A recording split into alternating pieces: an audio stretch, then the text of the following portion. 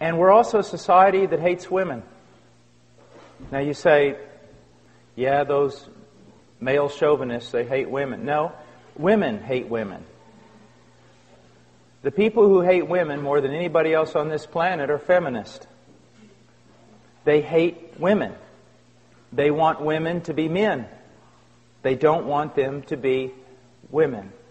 And any woman who says, I believe that it is my desire to be in my home, to raise godly children, to support my husband in the endeavors that he has to go through in order to provide for our family, any woman who does that is considered a failure in our society. She's looked down upon, and I know that from personal experience. I know the things that my wife has suffered, the things that people have said, because, they say, why don't you help your husband? And she says, well, I do. No, why don't you get a job? I mean, as a minister, he doesn't make that much money. You could provide other things. What? All right, let's go to chapter 1, verse 27. God created man in His own image. In the image of God, He created him, male and female. He created them. So we see here that both man and woman were created in the image of God. And both of them have an equal standing before God. The roles that they play in the marriage has nothing to do with a lack of equality. When we will get to the point where it says that a man is head of his home and a wife is to live in submission to her husband, it does not mean that the wife is less than her husband. It does not mean that. If you think it does, then guess what? You've just destroyed the Trinity. Because did not the Son submit to His Father? So did that make the Son less than His Father? If you say yes, then you have just committed heresy. Within the Trinity itself, the Son submitted to His Father. And yet the Bible says the Son and the Father are one and they are equal. So my wife and I, we are one and we are equal. We function in different roles. Okay? Now today everyone says, no, if you've got to have the same role or you're not equal. That's why there's this push by feminists, and they've won the day, to be honest with you. They've won the day, that women ought to be fighting on the front lines. That women ought to be doing what men do in everything. And if you deny women that, then you're not treating them as equal. No, what you're doing is you're denying that men and women are different and that they were made different by a Creator God. We are different, and we were created for different roles. But we are equal. We're all made in the image of God. God blessed them in verse 28 and said to them, be fruitful and multiply and fill the earth and subdue it. That subdue the earth was also given to the woman. But there is a different role in subduing the earth. Now, a woman's not even worthy of love in today's culture unless she's 5'10" and weighs 7 kilos or something. You know what I mean? You know that, right? You say she's not even worthy of this kind of stuff. That's only for very special women. And that's the kind of, your women, your wives constantly are looking at women in magazines who aren't even real. And they're going, I don't look like this. You know Cindy Crawford, the famous supermodel? She said something one time that was really wise and true. They were interviewing her and she said, what you need to understand is Cindy Crawford doesn't look like Cindy Crawford. And they said, what do you mean? She goes, do you really think my legs are that long? They can do great things with a computer.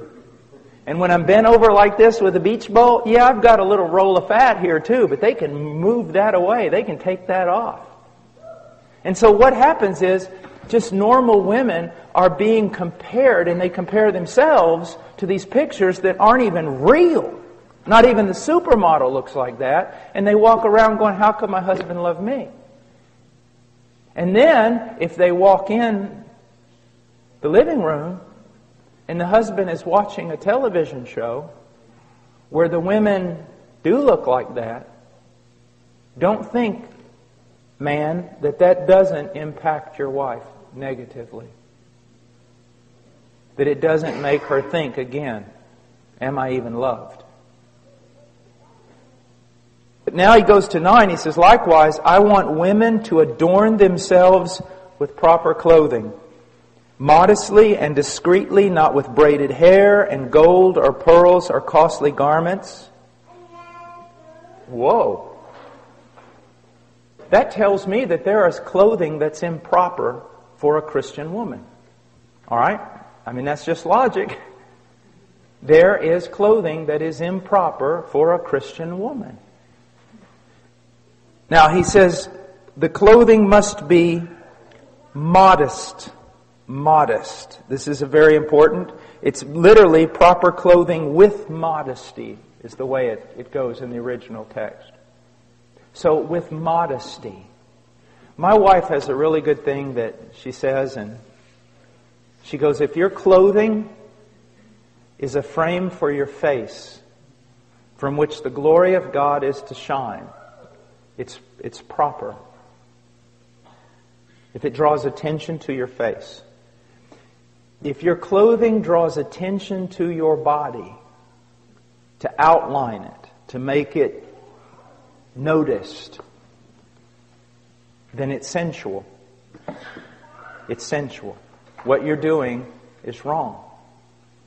Now, I want to step off for just a second. Women, you need to understand something. Men are not as dumb as you think they are. My wife and I have a friend in Illinois, and she's a very pretty lady. Very pretty. And if she walked in that door right now, every man in this room, if he turned and saw her, this is what they would say. Well, that's a very pretty lady.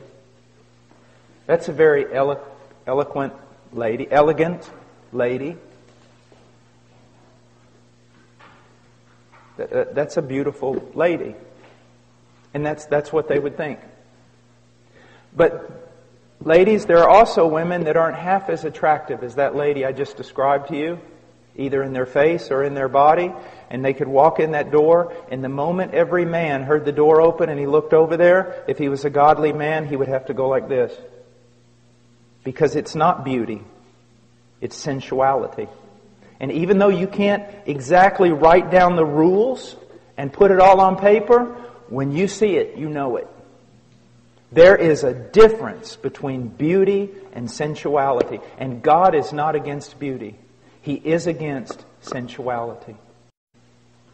In Philippians, we are told to think on things that are excellent, that are noble, that are just, that are right, that are true. The way a woman carries herself and the way she dresses ought to promote the following types of words: modesty, discretion, wisdom, beauty, elegance, refinement, but not sensuality, luxury, extravagance.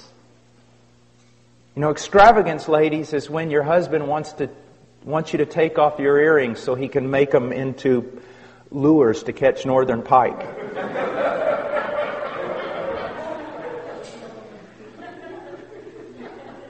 Now, ladies, this is, I've been giving your husbands a lot of tasks. Let me give you one.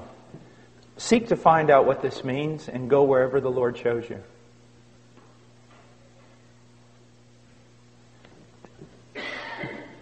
There is nothing more attractive than a woman who has this look of wisdom and discretion and nobility and simplicity.